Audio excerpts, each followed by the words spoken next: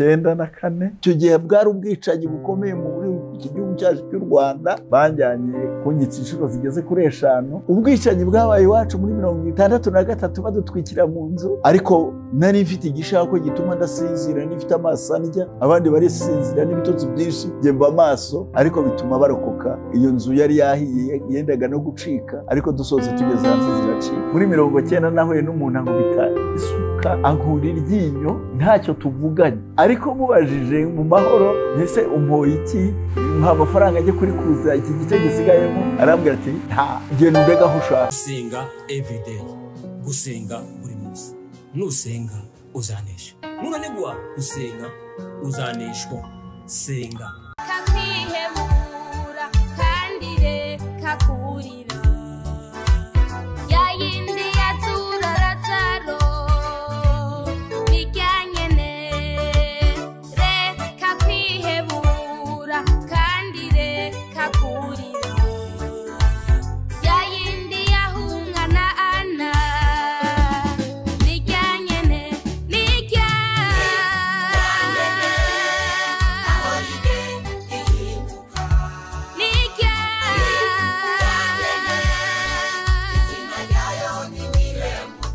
Reka ngusuhuze inshuti ya Gusenga everyday, nizere kumeze neza mu bisanzwe kumwe nanje Imana Bizedware.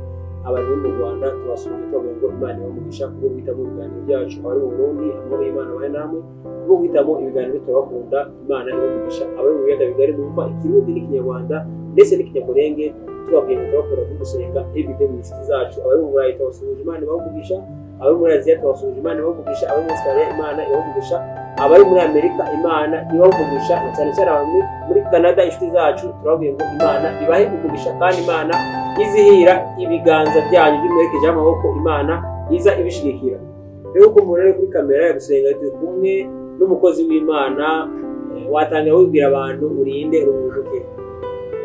Imana yacu ihabwa icyubahiro. Nitwa Gakumba Timoni Augustin, ni umubwirizabutumwa bwiza kandi nkunda Imana, ngakunda bene data, dusangiye gucungurwa. Niyo mazina yanjye. Ubundi Kigali, ariko Kigali nahaje mu buryo bw'Imana, yohereje kuvuga ubutumwa bwiza nkuko nagiye mbivuga mu gice cya mbere ko Karongi naje Kigali mu buryo bw'ivugabutumwa. Imana ari inyohereje kuvuga ubutumwa bwiza mu mujyi wa Kigali, kandi Imana yarahandindiye, nahagiriye umugisha mwinshi. Nuko abo twabonanye haye ubuhamya mu gice cya mbere, nari ngezaho noherejwe ngera i Kigali mbwiriza umuntu ubutumwa bwiza, arabwakira. Yabwakiriye muri 82 ngarutse, naje 81 ngarutse 82, yakira ubutumwa bwiza, arakizwa. Njyana mu itorero, baramwakira abakozi b'Imana, dukomezanya umurimo, kuko Imana yari yarambwiye ko azamfasha mu murimo impamagariye i Kigali, ko afite ubugingo. Uwo yari mwene data witwaga Kazimiri Kayihura, nkunda cyane. Ntabwo ari ukuvuga ngo naramukundaga, n'ubu ndamukunda kuko nzi ko aho ari natwe tuzayobayo. Ntakiriho, yitabye Imana, ariko yakoreye Imana, yakoze umurimo ukomeye muri uru Rwanda, muri mujyi wa Kigali. Twakoranye umurimo neza n'umuryango we, baranyakira, baramfasha. Ndabakunda, we ntakiriho, ariko nzi ko tuzabana, kuko aho ari niho nanjye nzaba. Kandi icyo nshimira Imana ni uko Imana yari yarampaye gahunda yose, irambwira ngo nzamubwiriza ubutumwa, afite ubugingo kandi azamfasha mu murimo impamagariye i Kigali. Ni munsi afite abana, ndabakunda, afite umudamu, ndabakunda, abo yasize nkomeje kubakunda no kubasengera. Imana ishimwe. Nagira rero ngo ntangire igice cya kabiri mvuga uburyo Imana yakomeje kundindira muri uyu mujyi wa Kigali, ntabwo navuga ibya mbere Imana yarandinze, yagiye indindira izi ntambara zose zagiye ziba mu Rwanda nazibayemo kuva muri 59, 63, 73 kugeza muri 94. Imana irahandindira, byose yandindaga nkiri umusore, ariko muri 83 Imana yantegetse kuguma i Kigali cyane. Nguma i Kigali, nkomeza kubwiriza ubutumwa mu midugudu myinshi, ariko ngasubira ni Karongi aho nabaga, aho mvuka, nkajya n'ahandi Imana inyemereye kubwiriza ubutumwa bwiza. Rero ko byose byabeshejweho n'ijambo ry'Imana. Mbere yo gukomeza iki gice cya kabiri, ndagira ngo dusome ijambo ry'Imana, hanyuma duwe ukomeze kuba urufatiro rw'ubutumwa bwiza n'ubuhamya, kuko ibyo Imana yankoreye yabinkoreye byose kubera n'ijambo ryayo yari yamaze kunshyiramo. Kuko ndamaze kubabwira ko Imana yampaye ijambo mbiyisabye, kandi ni ijambo numva ariho mfitemwo imbaraga, mfitemwo ubugingo. Muri iri jambo uyu munsi niryo rikomeza kutweza, ni naryo Yesu yasabiye. Isengesho rye ry'ubutambyi yaravuze ngo, abwira Imana mu gice cya 17 ngo Data wera uberesha ukuri, ijambo ryawe niryo kuri. Nanjye rero ndabyemera kandi ndabyizera. Rero dusome ijambo ry'Imana riri mu Zaburi ya 11 umurongo wa 10, umurongo wa 3, ariko turasoma n'umurongo wa 7. Zaburi 11 n'uwa 12, babe n'uwa 7. Niba imfatiro isenywe, umukiranutsi yakora iki? Karenge, kuko Uwiteka ari umukiranutsi kandi akunda ibyo gukiranuka, abatunganye bazareba mu maso ye. Amen. Amen. Imana ishimwe. Mpamvu mvuze iri jambo nuko nzi ko turi no mu gihe kitoroshye, mu gihe abantu benshi bakomeretse, mu gihe abantu benshi bahungabanye, mu gihe abantu benshi babuze imiryango, kandi tukaba turi mu gihe cyo kwibuka no kwiyubaka. Birankwiriye gukomeza bene data bakomeresha ijambo ry'Imana. Ijambo ry'Imana ratubwiye ngo niba urufatiro rusenyutse, umukiranutsi yakora iki? Ni ikibazo umuntu wese akwiye kwibaza. Imfatiro ziriho zirasenyuka, fatiro rw'amafaranga rujya rusenyuka, n'urw'ababyeyi ukaba ufite ababyeyi ukababura, ni urufatiro rukomeye ruba rusenyutse. Nanjye ubwanjye mvuga ibi ngibi, naje muri Kigali mfite ababyeyi bose, mfite n'abavandimwe bareba, tuvukana, abankurikira n'abankurikira, bashiki banjye, ariko uyu munsi ntawe ukiriho. Bose bahitamwe na Jenoside yakorewe Abatutsi. Sigara Imana indinze, ntabwo ari igihe wari uzi kwihisha, ntabwo ari igihe wari uzi kwiruka, nta nubwo atari uko nahigwaga, kuko banjyanye kunyitsa inshuro zigeze kuri 5, ariko mbaho. Imana ishimwe. Rero nagira ngo kubw'uyu iki gihe turimo, bw'iyi minsi 100 irimo yo gukomeza kwibuka, nongere nkomeze bene data. Urufatiro niba imfatiro niba zishenywe, umukiranutsi yakora iki? Babyise byitwa ifatiro kuko ari nyinshi. N'ijambo ry'Imana ritubwira ko abatambyi bari benshi, kuko bapfaga, umutambyi yarapfaga, undi akavuka, undi bakimika undi, ariko ubu dufite umutambyi umwe udapfa udahinduka ari we Kristo. N'imfatiro nazo ni nyinshi, imfatira abantu bazi, imfatira abantu bishingikirizaho, zose zijya zisenyuka. Niba nifite natekereza ko mbeshweho n'ababyeyi n'abavandimwe bareba baba bamfasha, ariko uyu munsi ntibakiriho, ariko ndacyariho. Imfatiro nubwo zasenywa, hari icyo umukiranutsi yakora. Umuntu wiyemeje kuba umukiranutsi amenya urufatiro rw'ukuri, amenya urufatiro ruhoraho, amenya urufatiro rwashyizweho.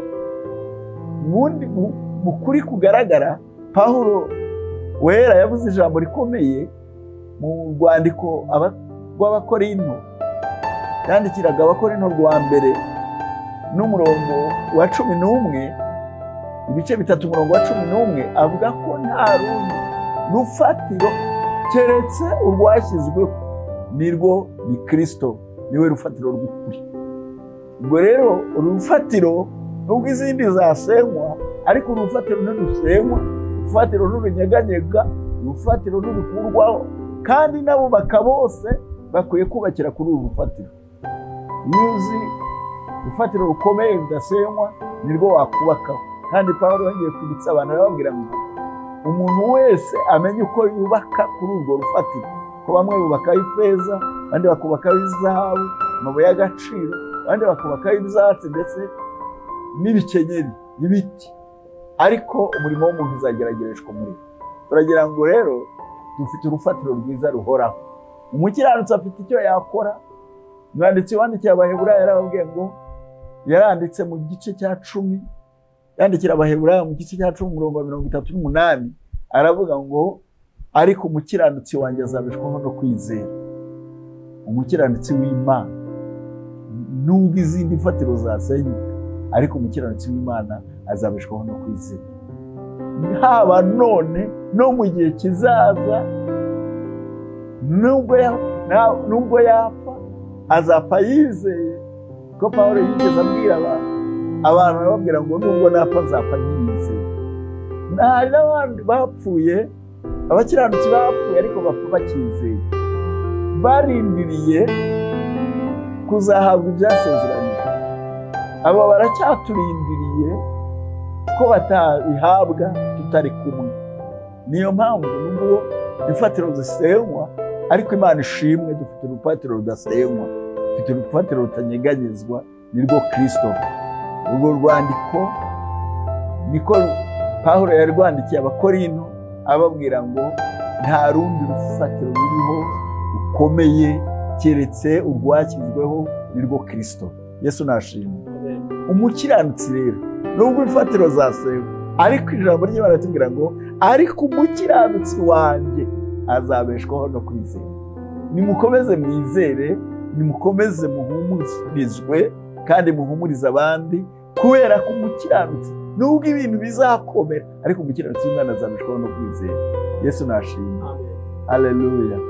Ariko twumvise ijambo ku murongo wa 7 rivuga ngo Imana ni umukiranutsi kandi ikunda abakiranutsi. Nubwo abantu bose bahaguruka bakakwanga, bakakuvuga ibyo bishakira, bakakugambanira, ariko hari umukiranutsi ukunda abakiranutsi, kandi abatunganye bazareba mu maso. Imana ishimwe, haracyari ubuzima. Amen. Reka rero mpamvu bavuga ko Yesu ari we rufatiro, nuko iyi nabi yose abantu benshi, inabi yose abantu bagiriwe, ndetse natwe niyo twagiriwe, kubera ko nanjye mbivuga gutya, mfite ibisare byinshi ku mubiri.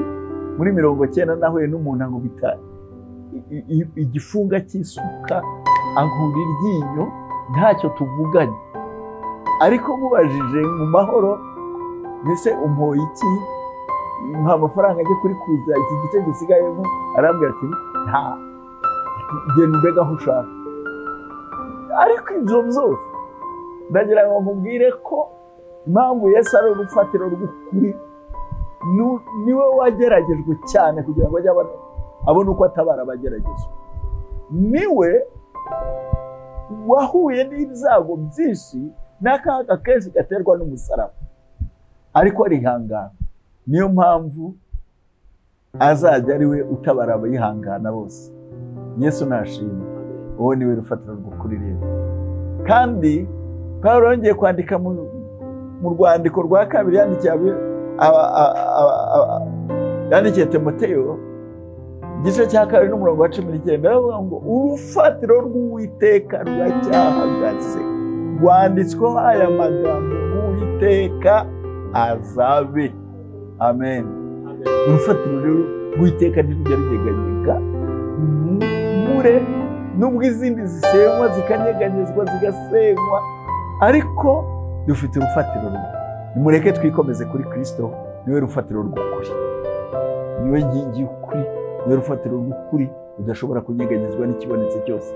Yahuye n'ibyago byinshi ntiyanyeganyezwa, yahuye n'akaga kenshi, yahuye n'umusaraba, yarakubiswe, yarabambwe, yaratutswe, ariko nta kigeze kimukura umutima, kimuhungabanya, kimukura ku Mana, kugira ngo azagere ku ntego ye yo kutumenyesha Imana se, agere ku ntego ye yo kuducungura. Natwe turashaka ko tuzagera ku ntego. Yesu nashimwe.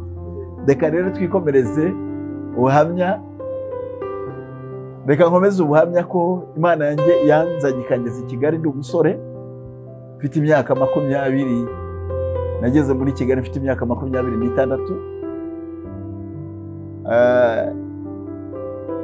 Muri 82 naho nahamaze iminsi 3, ariko muri 82 ngaruka rwose, inje nonye kugaruka kubwiriza ya nshuti yanjye, wa muntu Imana yantumyeho, wa muntu Imana izi. Icyo gihe yamuntumyeho nje sanga arakora mu kabari, mubwiriza ubutumwa barabwakira, ariko mu kwezi kwa 4 kwa 82 ngaruka i Kigali, kandi ndamubwiriza, tumarana iminsi 3, ndamubwiriza arakizwa,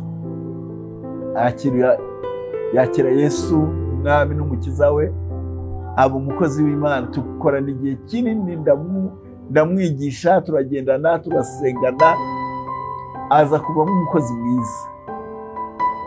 Hanyuma nanjye nkomeza uwo murimo muri Kigali, naraza nkavuga ubutumwa, ngasubirayo muri uwo mwaka 82 nasubiyeyo 83. Imana imbwira ko ntinda aho ngaho, iransura mu nzozi, irambwira ngo imbwira ibi, mpura n'ikintu gikomeye ko nigeze guhura n'ubuzima muri 83, ubuzima bubabaje, ubuzima butyaye. Njya ntekereza bene data, nubwo Satani adutega imitego, ariko hari icyo twakora kubakunda Imana. Mwanditse umwe yaranditse ngo kubakunda Imana byose bifataniriza hamwe kubazanira ibyiza. Ko icyo gihe Satani yarantihagerageresha irari ry'umubiri bikomeye, agenda ari imbere y'igitanda nseka, abwira Imana ndakwinginze ntabara, niki cyatumye undekera uyu mwanzi wagire gutya. Ariko maze iminsi 4 mbwira Imana, noneho rero waba umuntu uzangeza mu Kigali, ngo ngende nzagwa imbere yawe, ntaguye imbere ya Satani nkora icyaha. Umukiranutsi no kwirinda icyaha ukamaramaza, kandi Imana iyo wayitabarira gutabara. Ndibuka ko nabonye mwene data ku munsi wa 4 muri amasaha 8 yaje kumbwira ati ndashaka kuza kumfasha gusenga. Mwene data yitwaga Rutayisire, araza aranyinginga ngo tujyane gusenga. Namaze kugira ngo dusengere iki? Ambwira ikibazo afite gikomeye, mfite agahinda kenshi, ndi mu ideni 100,000, none ndasenga isengesho ntirigende, kubera ko amajwi ambwira ngo nishaka nisubire mu isi kuko amafaranga ntazabona ngo nishyure ideni. None rero ngo nijye kumfasha gusenga. Dusaba uruhushya aho twabaga, numva nanjye aje ari igisubizo cyanjye ko nashaka kujya mu Kigali. Tujyana gusenga, dusaba uruhushya aho twabaga, turasenga, tujyana mu Kigali turasenga. Twamazeyo icyumweru dusenga, twumva n'ijwi, nta jwi twumvise, ntazo zitwarose, ariko Imana ifite ubundi buryo ikora, ifite kwikorana n'abantu bayo. Imana si uko ibitumvise, Imana si uko bitashubije, ahubwo ishaka ko twiga tuzamuka mu ntera yo kwizera. Icyo gihe twamaze kwiyumvamo kumanuka ngo tujye kubwira abo mu rugo ko tukiri, turamanuka tugeze mu nzira dusanga umuntu adutangiriye mu nzira, wa wundi mwene data yari ari mu ideni, usanga yadutangiriye mu nzira, aramuhamagara ati ngwino ndagukeneye, naragushatse ndakubura. Arambwira ati ubone wa wundi imbere mu ideni, mpumura twarasenze. Atujyana mu rugo, azana impapuro z'amasezerano bagiranye, arazisoma, arangije kuzisoma arazica, aramubwira ati ideni ndari kubabariye kuko namenye ko uri umurokore, sinshaka gukomeza kubura amahoro. Yesu nashimye. Buriya turasenga Imana ikajyaho ikibazo kiri, ikajya gusubiza ikibazo cyawe aho kiri, nubwo itabikubwiriye mu butayu. Ntabwo Imana rero, kubera ni inyambaraga, umunyambaraga arakora cyane, ntabwo avuga byinshi ahubwo arakora. Imana ishimwe. Muri yarigeze ku mwaka wa 83 ubwo twasengaga turwana n'ibyaha, nari ndimo mbwira abantu ngo bagomba gusenga bakarwanya ibyaha, bakarwana nabyo. Ijambo ry'Imana tuvuga ngo nta muntu aragera aho avusha amaraso arwana n'ibyaha. Njye rero navuga ngo twasenze Imana turwanya ibyaha, kandi Imana ni Imana itsinda icyaha. Iyo wayitabaje iragutsindira, iragutsindishiriza. Yesu arakuneshereza, Yesu anesha ibyaha. Iyo ijambo ry'Imana tubwira ngo ntitukimike ibyaha mu mibiri yacu izapfa, twumvira ibyo irarikira, tugomba rero kunesha. Iki cyatumye muri 83 dusengera kuri uriya musozi wa Kigali, Imana ikatanga igisubizo kuri mwene data twari kumwe. Icyo nashaka kuvuga ni iki, ni uko ushobora gusenga Imana ikajyaho ikibazo cyawe kiri. Si ngombwa ko wumva ijwi, ahubwo ibyo usengera Imana ishobora kujya kuvugana n'ibyari imbere yawe, n'imisozi yari iri imbere yawe, nk'uko yavuganye n'umusozi wari imbere ya Zerubabeli. Ntiyavugana na Zerubabeli, ahubwo ivugana n'umusozi. Arawubwira ngo wa musozi wita iki imbere ya Zerubabeli umugaragu wanjye, muzaba ikibaya Zerubabeli atambuke. Yesu nashimwe. Nibwo buryo rero twavugaga, iteka ryose iyo hari ikintu Imana ishaka kuguha imigisha, ishaka gusura, umwanzi akucungira hafi kugira ngo arebe ko yagutesha imigisha. Ariko iyo unesheje ikigeragezo, iyo unesheje icyaha, Imana iraza ikaguha imigisha yose yagusezeranije. Imana ishimwe. Uwo mwaka wa 83 nabonyeho imigisha myinshi. Niho Imana yambwiye, inganiriza irambwira ngo noneho rero umurimo wanjye urihutirwa, ndagira ngo ntukajye urindira uwo mujyana, nzajya njyana nawe. Hari amasezerano, nuko naje gusenga, ndasenga Imana ineshereza ryari mu mubiri. Satani yarahagurukije kandi yarinesheje ndi mu butayu. Imana imaze kuneshereza impa amasezerano. Satani yaraje kwitambika kugira ngo amputse amasezerano yanjye n'imigisha Imana isezeranye. Mujye musenga mu gihe cyose ubona hari ikintu kiguhagurukiye, jya usenga cyane ushikame, kugira ngo umwanzi atagutesha imigisha, atagutesha imbaraga, atagutesha amasezerano yawe, agatuma amasezerano yawe adindira. Mujye muhagarara rero mu kigabo, mushikame, hanyuma mushikame mu ijambo ry'Imana. Imana ishimwe. Muri uwo mwaka 83 nibwo Imana yankijije umwingo munini cyane, turi ko barabibona, ntabwo ugaragara, ariko wari waramaze gufata ijosi ryose. Utangiye kumbuza kuririmba nubwo nabikundaga, ariko muri uwo mwaka 83 mu kwezi mu kwezi kwa karindwi nibwo Imana yawungijije. Ikindi Imana yankoreye nibwo noneho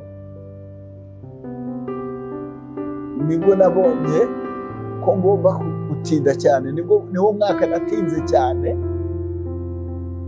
Nari mfite uburyo untagenda ashakisha ashugurika ngo arebe ko yabaho, ariko ibyo nashugurikagamo byose ngurikaho numva Imana iransura mu nzozi mwiyerekwa rya nijoro, irambwira ngo ibyo bimwe wakoraga ubihagarike unkorere cyane nzagutunga.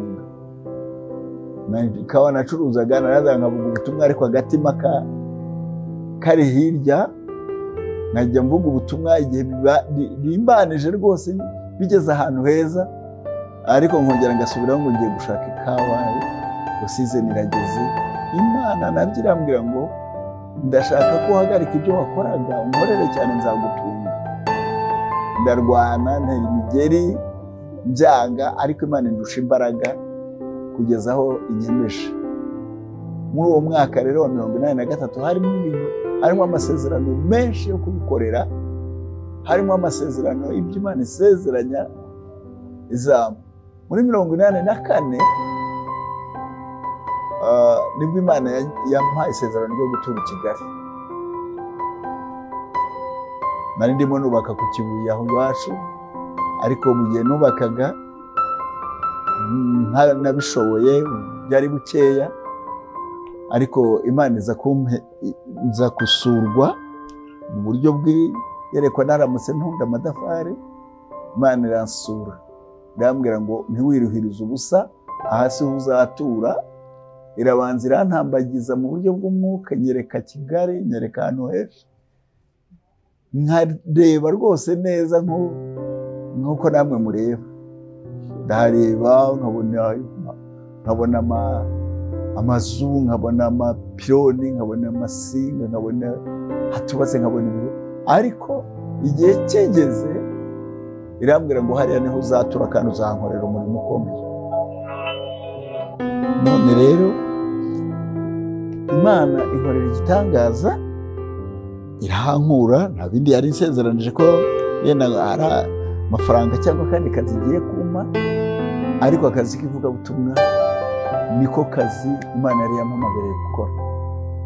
Ndabihagarika kuko ntabwo tubihagarika ku bwacu, tubihagarika ku mbaraga z'Imana. Ubundi umuntu waratera imigeri, ariko ntabwo warusha Imana imbaraga yagushatse yagukeneye. Imana rero yakomeje kundindira muri uwo mujyi wa Kigali. Ubwo nibwo nafashe inzira ngaruka i Kigali, nza kuvuga ubutumwa. 85 Imana inyereka ko ibyo yambwiye ari ukuri. Sura umuntu ampa ikibanza, ndakomeza ndayizera, ntegereza uko kizubakwa. Ntawe nari nishingikirijeho wundi. Muri 86 ikibanza kirubakwa, 88 ntaha muri iyo nzu mpaba jyenyine. Nari menyereye kubana n'abandi bashaka uburyo bantunga, urumva nta mafaranga nakoreraga, ariko Imana injyana isa n'injyanye muri indi shuri. Kuva muri 88 kugeza muri 93 nabaga jyenyine, nshobora kwitekera, nshobora kwifurira, nshobora kwiyakirira abashyitsi, Imana iraturera, yimuturera mu buryo bukomeye. Nuko baho ngaho mu mwaka wa 1992 ngira sida, ndashya, mara ukwezi ndyamye, ariko senga. Imana inejeje, abantu baza kumvurira mu rugo, abaganga 2 bazaga kumvurira mu rugo. Imana yari yampaye umugisha kugira abantu bankunda bayitaho, bakaza kumvurira mu rugo. Muri icyo gihe rero bamburaga, maze gukira ukwezi gushize, nafashe umwanya w'amasengesho. Ariko ngarutse inyuma gatoya, uyu murimo w'Imana Imana ishaka ko tuwukora twitanze kandi tumaramaje. Ko nibuka ko muri uwo mwaka ntangira kubaka Nyabisindu ntaranahataha, Imana yigeze kudutuma kubyutsa umuntu i Rukomo muri Muvumba mu Mutara. Imana iratuhagurutsa, turasenga, dushakisha amafaranga turayabura, ariko Imana itwumva ubwenge bw'uburyo twashaka aho dutira igare ngo bari ryo tugendaho. Turaritira igare turaribona, mwene data wari ku Muhima niwe waridutije, tuzamuka ibyumba n'igare tugeze iyo rirapfa, ariko tubwiriza ubutumwa. Wowe tubwirije ubutumwa arakizwa. Imana ifite inyungu, umuntu yakijijwe aba ari inyungu y'Imana ikomeye, kandi Imana izabitugororera. Nicyo gituma ijambo ry'Imana ritubwira ngo umunyabyaha umwe yihannye mu ijuru impundu ziravuga. Ikongera ikatubwira ngo Yesu yaje ngo umwungeri yasize intama 99 ajya gushaka imwe yazimye. Imana yemera kutujyana muri izo mbaraga, muri ubwo bushobozi butari bwinshi, ariko tubwiriza umuntu ibyumba arakizwa, araducumbikira, turamubwiriza arakizwa. Mu gitondo dukoreshereza igare tumanuka Byumba yose, Kagamba na Burimbi na Nyagahanga, tugera mu Ngarama, dushaka icumbi turaribura, ariko tukomeza urugendo tugera mu Mutara, aho twari tugiye kubyutsa umuntu umwe wari waraguye w'umudiyakoni. Imana iyo wayemereye gukoresha ibintu by'ubutwari, murabona ijambo ry'Imana ritubwira muri Daniel igice cya 11 umurongo wa 32, aravuga ngo abica isezerano uwo mubisha azabayobesha kubashyesenga, ariko abazi Imana yabo bo bazakomera, nibamara gukomera bakora iby'ubutwari. Ni ukuvuga ko kumenya Imana ukorera bizagororera abayishaka, bigutera ubutwari mu mutima, bigatuma udacogora, bigatuma utanamuka, kandi bigatuma ukomeza kurindira. Nibwo buryo ubu ngeze muri iyi myaka 68 naratangiye ngo Imana afite 24 ngaba ntari nasubira inyuma ngo namuke. Hazi icyica kunsubiza inyuma, bafata umwanya ngasenga. Imana rero ikomeza kundindira mu murimo muri ubwo buryo. Yesu nashimye. Imana ko impamvu ntango ubuhamya no kugira ngo umenye ko Imana iyo wayikoreye udashidikanya, ukayikorera n'imbaraga zawe zose, Imana nayo irakurinda, Imana nayo ikwitaho, kandi ntushobora kugukoza isoni. Nta muntu wakoreye Imana ukorwa n'isoni. Ngo nta buryo nari mfite, nta mashuri, nta kazi, ariko Imana yakomeje kuntunga kugeza muri uwo mwaka wa 92 nari ngezeho, ubwo nari maze gusenga ngo nshimire Imana ko nkijije ubushye. Nari narahiye kandi cyane, urumva ko namaze ukwezi kuryamye, ariko ukwezi gushize ndazuka negura amasengesho y'isitatu yo gusenga kugira ngo nshimire Imana indi inkijije muri uko kwezi. Bibiliya iratubwira ngo kubakunda Imana byose bifataniriza hamwe kubazanira ibyiza iyo bahamagaye nk'uko Imana yabigambiriye. Rwandiko Pawulo yandikiye Abaroma 8:28. Byose nanjye rero narahiye mara ukwezi ndyamye, baza kumvurira mu rugo, bakora ibishoboka, ariko nyize nihutira kujya gutegura amasengesho yo gushima Imana kwigijije. Abandi batayikunda barayituka, bakumva yabagiriye nabi, ariko Imana yankoreye ikintu gikomeye mu mutima. Ntabwo njya nivovota, numva nyuzwe n'uko ndi, numva nyuzwe n'imibereho yanjye, kandi uko kunyurwa byatumye Imana imba hafi, byatumye Imana inyitaho, byatumye Imana itatuma no mu mujyi wa Kigali sinigeze nyikoza isoni, musabirize, nyitukishe. Mbese Imana irandinda, inkorera ibintu bikomeye. Yesu nashimwe cyane. Ntego y'amasengesho yo gusenga ngo yishimire ko ingirije ubushye, ko yantabaye ndi jyenyine, ko nahiye ndi jyenyine, ndi mu nzu jyenyine, ariko Imana iba hafi. Kandi muri aya masengesho nayishimiye ibintu byinshi. Nayishimiye za ntambara nanyuzemo, nibuka ubwicanyi bwabaye iwacu muri 59 ndiho ndi umwana ufite ntangiye umwaka wa gatatu, ntangiye kugira imyaka 5. Nibuka 63 badutwikira mu nzu, Imana bari gikoresha. Icyo gihe bwari ubwicanyi bukomeye muri iki gihugu cyacu cy'u Rwanda, ariko nari mfite igishako gituma ndasinzira, nifite amaso andya, abandi barisinzira n'ibitotsi byinshi gemba amaso, ariko bituma barokoka. Iyo nzu yari yahiye yendaga no gucika, ariko dusohotse tugeze hanze ziracika. Ibyo narabyibutse muri uwo mwaka wa 92 ndimo nshimira Imana ko ngirije ubushye. Nibuka umunsi nanyuze mu gisigati nkazirisha, sinzi aho abashumba bari bagiye, nk'irantera ijugunya mu muvumu, ngarutse rongera isubizayo, bongera kumbona baranyoberwa n'abyimbaganya umubiri wose, ariko Imana imbeshaho. Mbifatanya n'ibyo byose nshima Imana bikomeye. Muri kwa gushima Imana, marayika aransura, aza mu ishusho y'umuntu nzi, n'umuntu wari inshuti yanjye witwa Clarissa. Araza ambaza ikibazo abandi bari basanzwe bambaza nkabahakanira, ndetse nkanabacyaha cyane. Arambaza ngo ese kuki utazana umugore? Ndamubwira nti ntawe nazana. Naramubwiye ngo ntawe nazana, aranyitegereza, arambwira ngo kubera iki? Mburaho muhisha, ndamubwira ngo ariko se namutungisha iki? Hanyuma arambwira ngo ese ntabwo wizera? Ndamubwira ngo ndizera. Arambwira ngo noneho haguruka tugendane mbigisha.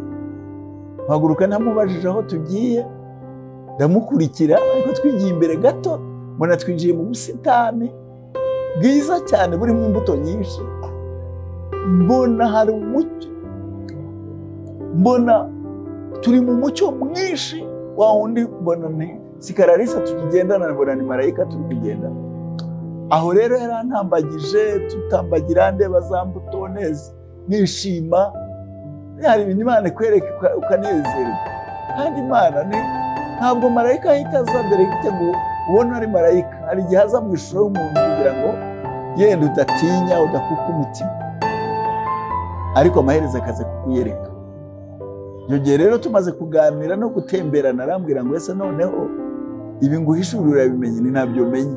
Arambwira ngo noneho genda wizere, muzatungwa n'imbuto. Yewe nande? Arambwira, akajya mpepera akigendera, yanga kumbwira uwo ari we, ariko njye numvaga nshaka kumubaza izina ry'uwo tuzabana, w'izo mbuto zizadutungana, ngo mbimubaze, ariko akampepera yigendera, kugeza aho komeje kuvuga cyane. Arahindukira arambwira ngo humura, uzakunda uzamuboneraho umugisha. Nibwo natangiye ibihe byo gusengera nanjye kugira urugo, gutunga umugore, kugira ngo Imana impishurire. Imana ishimwe. Nuko rero ntangira gusenga, ata amasengesho, ariko ndibaza nzakunda nte, nzabigenza nte, ariko Imana iza kumpuzana, iza kumpa umutima ukunda, kandi uwo nkunze nza kumuganiriza ko mukunda, muganiriza ko yamfashe icyifuzo cyo gusenga kugira ngo tuzabane. Numva ahagaritse umutima cyane, ariko ndamuganiriza, ndamwibwira neza, umurokore, ndamubwira ko ukondi, ndamubwira nti ubu ngubu nta mafaranga nkorera, nta n'igihumbi mbona ku kwezi. Icya kabiri, maze kugira imyaka 37. Icya gatatu, maze kuba iwacu nta nzu y'amabati turubaka, mbese mubwira ibintu bikomeye, ariko arangije yamubwira nti ntusubize none, igihe nikigera uzansubiza. Hashize icyumweru araza aransubiza ati bya bindi nta kibazo na rimwe. Ubu rero kuko ubuhamya ari ukubutanga umuntu asa n'uvunagura, ariko ndagira ngo mbabwire ko muri 1983 Imana yubakiye urugo kamumufasha nkunda kandi nanjye nkunda, kaduha abana 6. Muri 1994 twinjira mu bihe bikomeye bya jenoside, bigaragaye ko byatukozeho ingaruka zikomeye, byatugizeho ingaruka zikomeye jenoside, ariko Imana iraturinda. Bantwaye inshuro 5 kunyica, ariko Imana ikomeza kundinda. Bwa nyuma nibwo nasenze mbona ese mwari ahantu hari bakuvanye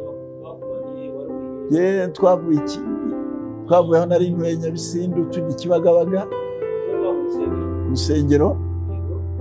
Nashatse kujya Ibumbogo ngo abareho duhungire, umudamu ariho ambwira ngo tuhahungire, ariko duhura n'umuntu atugirira impuhwe, aratubwira ati nukuri nimumbabarire musubire ya hepfo, hari aba PM, abasirikare baba PM bari kami, ati bari guha umuntu akicukurira bamugeramo, yarangiza bakamukunduraho umwobo, ntabwo uri burenge hari.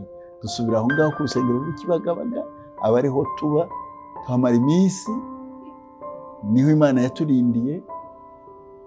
Nge nigeze no kuyisaba rwose, mbona buri munsi ari imipanga, ubundi ari amasasu, ibintu bikomeye cyane.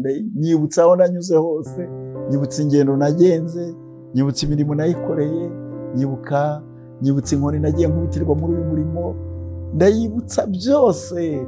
Ewe none ntiwageza ngo ureke ntahe, unture nduhuke, ko namenye ko iyo wawe ariho baruhukira. Ariko nza kugira iyerekwa rikomeye, mbona hari ahantu hari imodoka nziza, nabonaga ari imodoka, imiterere yayo naho yari nziza cyane, yari ifite amapusi menshi. Ndayegera ngo nanjye mbona abantu binjiramo, nanjye ndayegera ngo ninjire. Umuntu arahagarara hirya ku muryango hirya, arambwira ngo ntabwo subirayo, ngo singihe cyawe. Ndanga ndasatira umuryango, arazenguruka asanga ku muryango, ampamagara mu izina ati Gakunda Nikarama, ngo ntabwo upfa, ahubwo uzakora mu gihe gikomeye.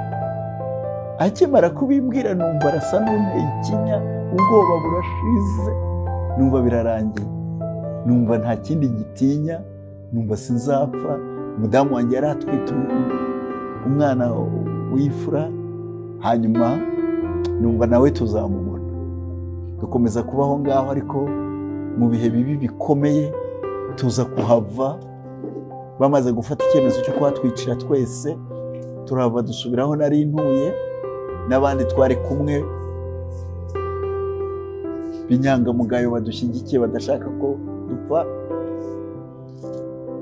Burya ntabwo abantu bose nubwo bicaga, ariko hari abo twabanaga tudahuje n'ubwoko, ariko b'inyangamugayo bakunda Imana. Twabanye mu bihe bikomeye, aho nayoboreye icyumba n'abandi bose twari kumwe b'abakristo twasenganaga, abo bose twarambukanye dusubirana aho ngaho Nyabisindu, turabana mu mazu yacu. Tuza kuhava batujyana hafi ya CND, turahava tujya Ibyumba, aho twabyariye umwana wacu wa mbere. Imana ikomeza kuduha umugisha, ubu dufite abana 6 kandi Imana irabarinze. Yarabarinze aho ntashoboye kwiga, bo barize, bamwe barangije university, abandi ntibarazirangiza. Nagiye mbona ukuboko kw'Imana muri bo byose. Nubwo Imana yandindiye aho i Kigali, ariko abavandimwe banjye n'ababyeyi bose ntabwo nongeye kubona. Twaherukanaga baza kuntahira ubukwe, barangije bose jenoside irabatwara. Ariko Imana indindira aho ngaho. Ndacyayizera, ndacyayiringira, kandi nzi ko tuzabaho badapfa. n'ahatumvikana inkuru mbi. Imana ishimwe. wakoze cyane Imana igufasha cyane abantu bari benshi kuvuga bakivuga ubuhamya ariko usanga bavuga ubuhamya ari kwivuga ibintu atari byo ariko ngende bihamya mwari mu bantu navuga ngo Salomo yigeze yandika aravuga ngo bigari nasubira nanjye navuga ko bari mushimira ko imyaka twabanye hari abantu bavuga ko ariko bitari ndani ariko wowe shingiye ku myaka 3 twabanye kandi imyaka 3 twabanye twafata neza hari igihe umuntu atunga umuntu akamubwira nk'umukozi abantu benshi batunga abantu agahita guhindura umukozi akamubwira icyakara gushimira mwari kuko ku myaka 3 bamubwira icyakara bakoresheje gushimira ko Imana itibagiwe imirimo ziko uzabona imirimo iremera gutya twasangiriye ku meza amwe twasangiriye ku meza ni imyaka 3 twasangiye akabisi n'agahiye Imana ari gufasha mwari yego Imana igufasha cyane gushimira cyane ntabwo hari ashobora kubaga ariko yuko imirimo yaragutse tuzamusenga y'ibintu ku bandi zitandukanye uyu n'umukozi w'Imana washobora ko yakubwira inama mu buryo bwose umukozi w'Imana nawe nyine twamara imyaka 3 kujya mwari yo kuba mu myaka 3 rwose wiranze cyane uranze cyane kurusha abandi banze hari uko abandi bavuga ariko bavuga ariko wari ukuzi imyaka twamaranye ndakuzi umukirisitu Imana bamugisha niba nababwira nomero za bashaka yego wabwira inama mu buryo bwose ko abantu benshi bakeneye gufashwa bakeneye kuganira ijambo ry'Imana. Imana ishimwe kandi tubahe nomero kuko ibyo tuvugira kuri urubuga bishobora kuba ari bike duhina amagambo ariko igihe cyose washaka ko tuganira ushaka kugira icyo wasobanuza wambariza kuri iyi nomero ya telefone 0782233866. Iyo niyo nomero ya MTN dukoresha 0782233866. Imana ibaho umugisha kandi ubu tugeze mu gihe cyiza ku ijambo ry'Imana ari ryo dukwiriye kwishingikirizaho cyane kuko Dawidi Zaburi ya 119:9 aravuga ngo umusore azeza inzira ze ate azazejesha kuzitondera nk'uko ijambo ry'Imana ryategetse. Ubu rero ijambo ry'Imana niryo ririmo kutweza ibyo dukwiye gutekereza niryo dukwiye kuvuga kandi iryo jambo ni Yesu uba muri twebwe. Imana ibaho umugisha rero, Imana ibagirire neza. Abazumva ubutumwa bose n'ubuhamya bamenye ko nubwo imfatiro zasenyuka ariko hari urufatiro rutajya runyeganyezwa rwitwa Kristo, nirwo rufatiro rwashyizweho. Imana ibaho umugisha mu izina rya Yesu.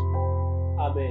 Amen. Ushobora kuvuga ngo ndi gusenga ibintu bisaba kandi subscribe gukora partage cyangwa kugeza ku bandi kiganiro naho utaha. Shalom. Gusenga everyday, gusenga buri munsi. Nusenga uzanesha, nunanigwa gusenga uzaneshwa. Senga.